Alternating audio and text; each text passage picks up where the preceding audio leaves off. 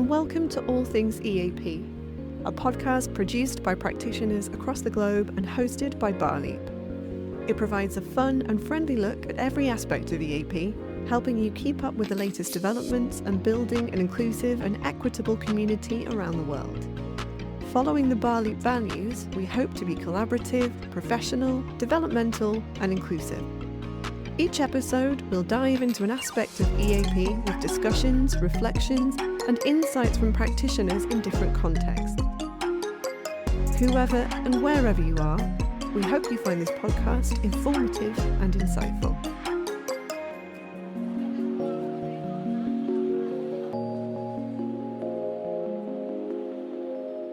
Hello, and welcome back to another episode of All Things EAP. I'm Sanchia Rodrigues at the University of Warwick in the UK. Hi, and I'm Xiaoqing at Xi'an Jiaotong Liverpool University in China. As usual, we've got a great discussion lined up for you today. You're going to hear from Nabukeera, Geoffrey Nsanja, and Laurietta Essien at the University of Leeds in the UK, as well as Quanisha Charles at North Central College in the USA. Now, Olive, Jeff, Laurie, and Quanisha all come from very different backgrounds, as you will hear in this episode. However, they do have one thing in common. They're all Black academics working in EAP. And that's what today's episode is all about.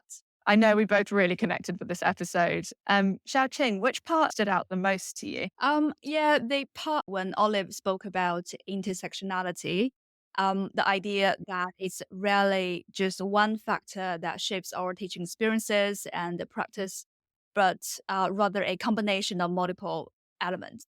So as a Chinese academic teaching EAP in an international university here in China, I'm not in the minority contextually, but sometimes my experience as an Asian academic can definitely feel quite different compared to other teachers. What I loved was how they took those kind of shorter personal reflections on their experiences in the workplace, like you mentioned, and connected them right through to these huge social and political issues like capitalism and decolonisation. Yeah. It's also made me reflect on how our unique backgrounds, identities, and the institutions or the environments we work in all interact to shape our experiences in very nuanced ways. Definitely. And we hope that you enjoy listening to it as much as we did. Welcome, everyone. My name is Olive Nabukeera, and I'm a lecturer of English for academic purposes at the University of Leeds in England. As someone who's Black African, specifically Ugandan, and who has taught in different contexts across Africa, the United States, and the UK, I've seen firsthand how rare it is to find others of my racial or ethnic background in academia. And I know that my experience isn't unique, as studies highlight the lack of racial and ethnic diversity among English language instructors from Black, Asian, and minority ethnic backgrounds. So for this podcast, I wanted to bring together academics from various Black backgrounds to share their views on key topics in our field, and also offer a perspective that is not as dominant in EAP, TESOL discourse, the Black practitioner perspective. Now, I recognize that even the term Black can be problematic as it tends to generalize. In The Good Immigrant, Verizon talks about the idea of while being Black can be a shared experience, not all Black experiences are the same. There's no singular way to be Black, no universal set of experiences. We all share stereotypes that can accommodate the diverse array of personalities, histories, and ethnic backgrounds that Black people possess. And so with that in mind, I'm excited to welcome our panelists today, Dr. Quanisha Charles, Dr. Geoffrey Nsanja, and Ms. Laurietta Essien. Hello, everyone. My name is Dr. Quanisha Charles. I'm currently an associate professor of English at North Central College in Illinois, USA. I have worked in various contexts in South Korea, China, Vietnam, and the US. My name is Geoff Nsanja. I have been teaching English for academic purposes for about 16 years now. I am a member of the Language Center at the University of Leeds. And before joining Leeds, I taught EAP at the University of Malawi. Now, the thing that really made me interested to join this panel is the understanding that, as Ding and Monbeck put it, EAP is predominantly white. And there is hardly any talk about racialized identities in EAP. So, being Black myself, I thought I could add a voice to what is missing in EAP at the moment. Hello, my name is Laurietta Essien, and I am an EAP practitioner also at the University of Leeds. The reason I'm really interested in this conversation is because in the different iterations of my teaching, I have been either the only person or one of very few in a predominantly white space. So I think it's really important that we have the opportunity to have such conversations with each other. So thank you for having me. Thank you all. I would like to start by talking about your own racial identity. How do you self-identify, and how much of yourself do you bring into your work, into your research, into the classroom, and also in terms of your own scholarship? For example, I'm Ugandan and I'm from the Buganda tribe and I'm East African. While I've always known who I am, I think my sense of identity shifted. When I moved to the United States, I often say that I arrived in America as an African and left as Black. I moved to the US in my late 20s as an established English teacher with 3 degrees from reputable universities. So I knew who I was, but then I realized very quickly that Blackness in the US has sort of deeply ingrained meanings that are foreign to people that move there from other countries and cultures. And so I was constantly confronted with assumptions about who I was before I had the chance to prove myself, whether it was in class with students or with co-workers, with employers. And so one of the reasons why I'm doing the work that I do now, and one of the reasons why my doctoral research was based in Black experiences in the US, is largely because of my own experiences. And so for me, as a form of identity resistance, I had to learn how to be Black again in the context of the US, and also then how that informs the work that I do in the classroom. So I wonder for you if your entrance into English language teaching and EAP was informed by all your own experiences of race, of belonging, or whether it was a different path. Okay, so just thinking then, based on your question, I was reminded of Chimamanda Adichie and Americanah, and when she said that she didn't know she was Black until she got off the plane. So I'm Nigerian, West African. I started with a CELTA as a means of funding my parallel career, almost.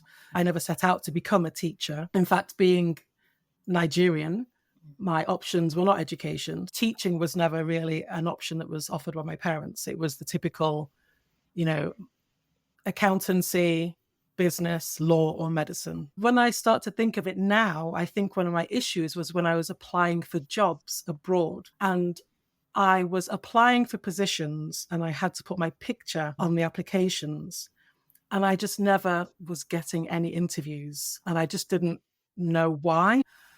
And then I took my photo off, and then I had a few interviews, and okay, so that's how to do it. And some people were a bit shocked, for example, when they saw me online, but I did manage to get a job. And then even then, when I got my first English language teaching job abroad, people would not believe I was a teacher. I was in Italy, and they would assume that I was a woman of the night, so to speak. So I had kind of a little bit of a battle in the classroom, but actually overall, people, once they knew me, were okay. When it comes to my scholarship, because I came to it quite late, I didn't come to it with any mind of making a big change. My scholarship kind of is still evolving, I'd like to say. So I'm interested in broader issues like widening participation and class and gender and how they can affect access to education and things like that. And the quote which Laurie you mentioned, I never thought I was Black until I came to the UK. I taught EAP in Africa in the University of Malawi for about 10 years. I never thought anything about my racial identity And that's why perhaps for me, I prefer to call this racialized identity, because there is the agency side of things. It's the experience you go through that makes you kind of aware of your racialized identity. So I taught in Malawi for about 10 years, teaching EAP, and I never thought about my race or my racialized identity until I came to the UK, when I started getting this sense that I look different. And there was an incident that happened when I got to the UK because of how I was misrepresented in a conference program where a random picture of someone else was put to my name. So it kind of heightened my awareness of, oh, hang on a minute, I am Black. But then it was this idea of being lumped into any other type of a Black person. The sense I got from there is like, you can take a random picture of a Black person and that's Jeff. So any picture of a Black person can represent who Jeff is. So this kind of heightened my awareness of my racialized identity. I felt racialized, I felt marked. And to come to the question of scholarship, I have always been interested in politics of representation. So way back in my undergraduate studies, I wanted to look at politics of representation from a feminist point of view. And then for my PhD, I looked at identity construction in written discourse among students who are making the transition to university life in Malawi. And the idea in identity grew from there. But when I was marked in this way, when I was racialized in this way, I kind of like felt, as a response, let me bring something of my background to my scholarship, to my pedagogy. And one of the things I currently do is to explore EAP through the Ubuntu lens. I'm always thinking about encouraging students to bring their own lingua culture to their own work as a way of perhaps engaging in a bit of epistemic disobedience. I think this is definitely a complicated question. Within my particular context, within the US, we would celebrate the markedness of being who you are, right? So whenever we talk about Black or African American, we use those terms interchangeably and we talk about the celebration of it. So that's why we have things like Black History Month, so on and so forth, celebrating Black cultures. And so it wasn't until I decided to venture out of the US and actually go to South Korea, where being marked, it was so visibly in my face that this is a horrible thing to be, right? And I think here in the US, there's a way of disguising it maybe a little bit more, but there it's perfectly normal to say you need to be white. And so when I was teaching in South Korea, my first time actually going into the classroom, students say, "Where are you from? Africa?" Right? And so they really grappled with the idea of you being the person you are coming from the US. And so that was eye-opening for me that I need to talk more about what the US represents and who are some people who are in the US and what the US looks like, right? And so students were holding to this idea of, what an American look like and what their expectations are. Unless I know for myself, when students would ask, "Oh, where are you from?" There was also like, "Do people in Uganda speak English?" Or I've had people ask, "Well, no. You said you're Ugandan, but really, where are you from?" Because again, of the accent, there's that perception that, oh, she cannot just be African; she has to be from somewhere else. Absolutely. I think there's a little bit of sense of ignorance, both on their side and mine, because I also have this idea that they should be aware of American culture already. And so it was presumptuous on my end to assume that as well. And so I found myself actually learning more Korean language in order to connect and establish rapport with my students. And when I started doing that, I started to see our relationship really grow. And so that was pretty helpful for me.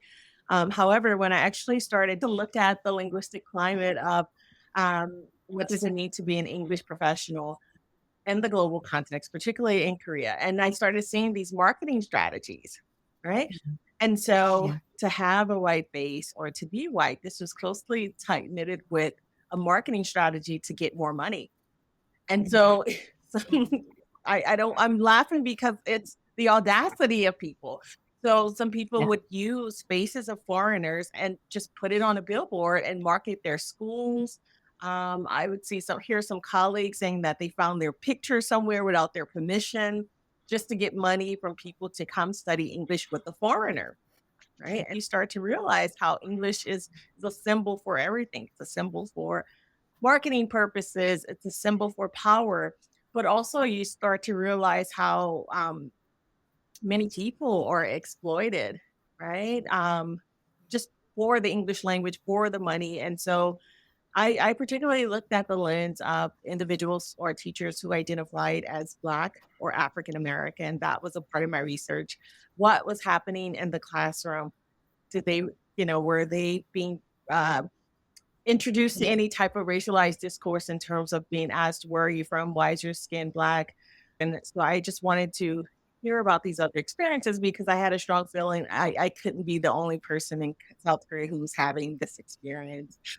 And I saw a pattern of teachers saying, yeah, but this is how I do it. It's typical.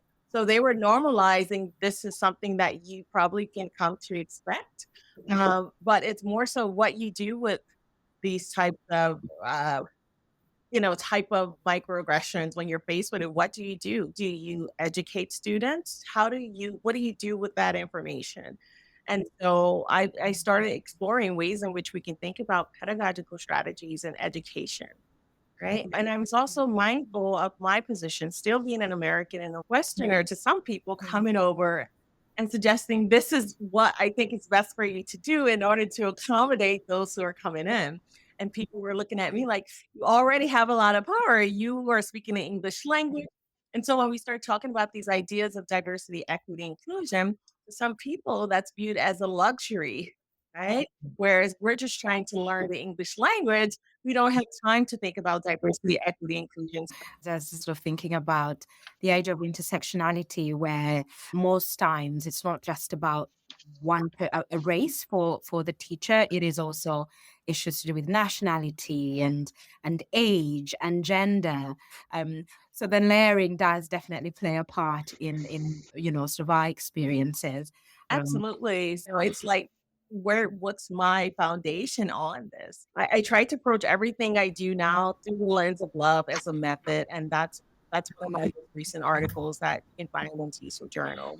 And love is an acronym that stands for how are you lifting up others, offering support, valuing others, and evolving yourself as a teacher when you're trying to introduce strategies you think are best for a particular context that you are not necessarily raised in. I understand that idea of colonial aspect. So the idea of decolonizing is still very crucial when we're thinking about English and positionality of Black teachers. I wanted us to move on to the topic of decoloniality because, again, like we've talked about in our field, race is ever present because English itself is tied to the histories of colonialism. And when we talk about decolonizing the curriculum, sometimes as teachers of English or as practitioners or academics, we're often caught in between helping students succeed in academic context, but also we're working in these systems that are embedded in, have a colonial past. Yeah, the issue of decolonizing the curriculum, especially in an EAP context, has got quite a long way to go, I think, because, like you said, we're teaching English with its history and its roots in a colonial mindset and a colonial culture. For me, decolonization starts with accepting the sort of hybridity which my students bring to the classroom.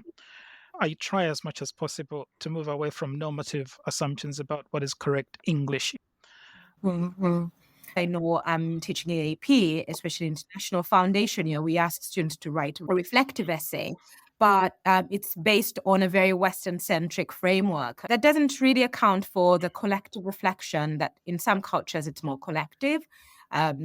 So I wonder, as a professional working in a Western context, or in other contexts where sort of English is the language of instruction and it has all of its colonial dimensions to it, how do you navigate these contradictions? Do you have you faced challenges in trying to decolonize your own teaching practice? Are there any tools or teaching tips? So I look at my students from different cultures, learning to write in English for academic purposes as being in that kind of like a third space. Homely Baba talks about a third space. And one of the things I feel works well in trying to empower my students from that perspective is to encourage them to find something of epistemic value from where they're coming from and try to develop their studies around that.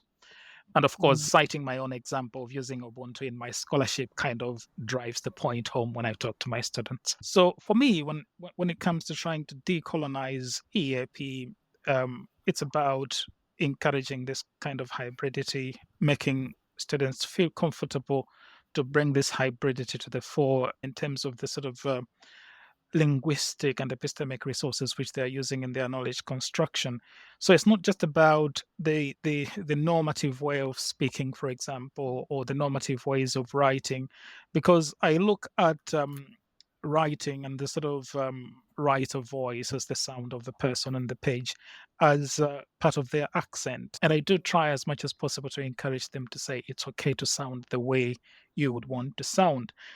Now, when I say it, I know there's a long way to go because I know there's a whole systemic structure that is yet to accept that kind of thing. I know they're writing for their supervisors, they're writing for other lecturers, other tutors in other departments who are yet to perhaps have this understanding that when students come from different parts of the world and they write for academic purposes using English, they are bringing with them their own linguistic resources. So for me, I think the work of decolonizing EAP in my classroom starts from there, to encourage and empower my students to think and be okay with being different in the sort of resources they're bringing to class and how they can use them in a meaningful way.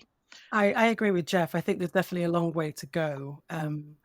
If we think about it, students generally are buying into the idea that they should come to England or come to a Western country and learn to improve their English. So in my classrooms, I am open to discussions on race, on the different backgrounds that the students come from, and I think it's about for me. I think reducing the distance between the students and between me and the students. So referring to your other question before, I do bring myself into my classroom. I think it definitely reduces the distance. But I do find that sometimes when it comes to EAP, that we're happy to, take the students' money.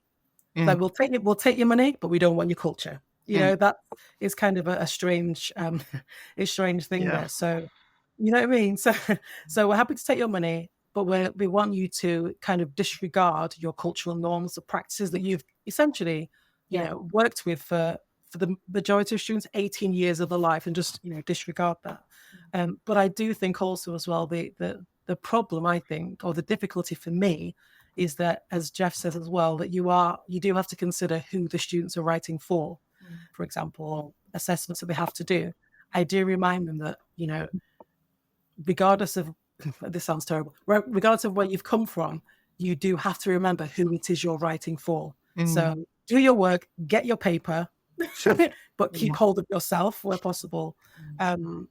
Does that make sense? Yeah. Do what you need to do. Do what you need to do. Don't lose yourself. But remember who you're writing for, because those are the people that are in power. People that are marking your work, essentially. Don't lose yourself. As we wrap up, can you share any thoughts on sort of decolonizing your curriculum? Absolutely. So when I think about decolonizing, specifically within the English profession, I think it's important that we allow students to think about their ownership of the English language, starting with themselves. What does it mean to speak English? And I think also you will see some objectives or the purposes for each student, why they are learning English. And it's all contingent upon which context you're in, right? Maybe for college level students, they're able to articulate why they want to speak English. And for the most part, many of them say to do international business. We know that the English language is marketed and associated with a business language. It's affiliated with a language of power. And so it's kind of no way of getting around that because it's so commercialized in that heavy sense. If I want to do business or gain access to more business, then I need to adopt the English language, right? And so I want to just name it and say it's already a colonial enterprise. However, when we are going into the classroom, it's important for students to highlight who they are when it comes to the English language. Does it change your identity? How do you represent and how do you take ownership of the English language? Because the language is so exploited, everyone has the right to it, right? And so beginning using that, adopting that for yourself, how does that influence you and who you are? And letting students start with themselves and talk about the English language within their home context and how they use that, then it becomes more of a tool. Thinking about decolonization, I think when we also tap into the ideas about race, there has been so much talk about what does race mean. Race in the classroom is still very, very controversial, not just for, teachers of other races, even for Black teachers, it can be uncomfortable.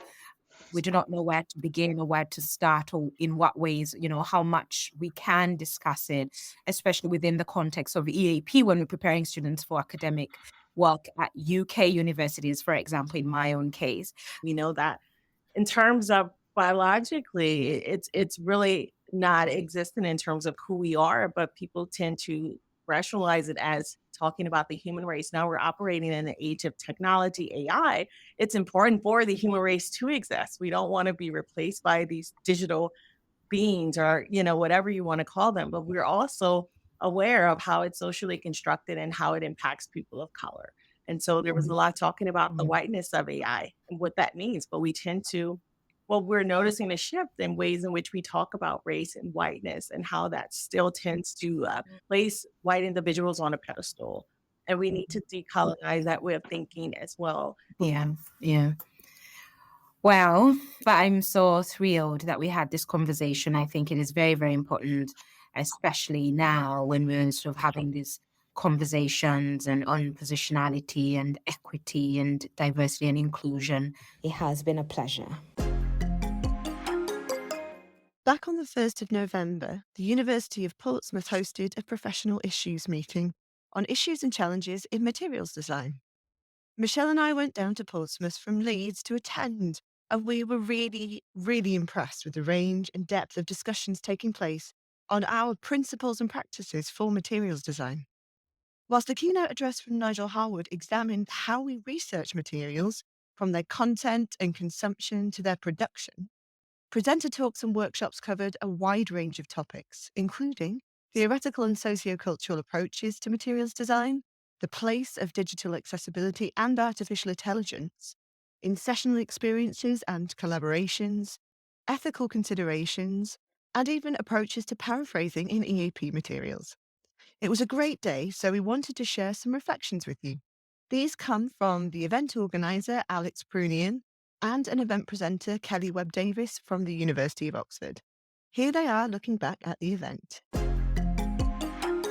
Hi, this is Alex Prunian, one of the organisers of BALEAP here at University of Portsmouth. When we selected a theme for the event, Challenges and Tensions in Material Design for English for Academic Purposes, what we wanted to do is to aim to highlight the dynamic landscape that we're navigating, a landscape where student needs, technological advancements, and pedagogical goals are evolving at an incredible pace. A major driver of the theme is the growing role of technology, especially artificial intelligence, and Kelly Webb-Davis workshops on artificial intelligence for language adjustment shed light on the potential of AI to make EAP materials more accessible and tailored, while preserving the human element crucial to language learning. I think the theme also brought an essential focus on inclusivity, reflected in a session on mobile optimized and accessible materials design. And those presentations reminded me personally of the need to consider diverse student backgrounds to create materials that are not only engaging but adaptable to varied learning environments and needs. On a personal note, I found the PIM quite invaluable in offering insights that enhance my own practice and inspire new ways to tackle the complex challenges of EAP materials design.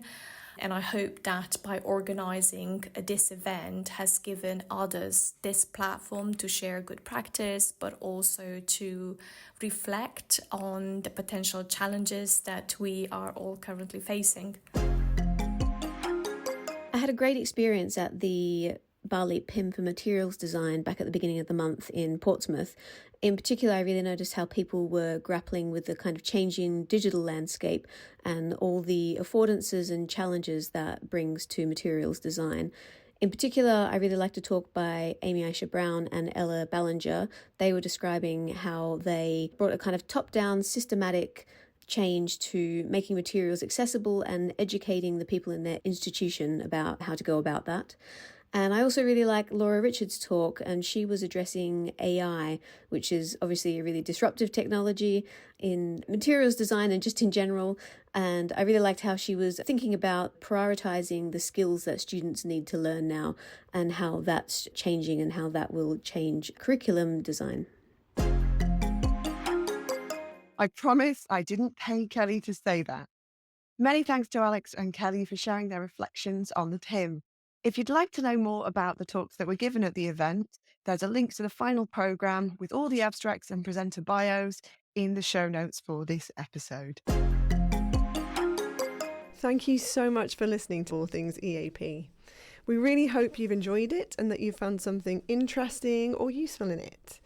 We really want to hear from you as well. So if you'd like to share a comment, suggestion, or an insight into something that we've talked about on one of the episodes, please send us an email or voice note at podcast@baleap.org. But you can also get in touch through X, formerly known as Twitter, and our YouTube channel, which are both at All Things EAP. Thank you again for listening, and we hope that you can join us for the next episode. Take care. Bye-bye.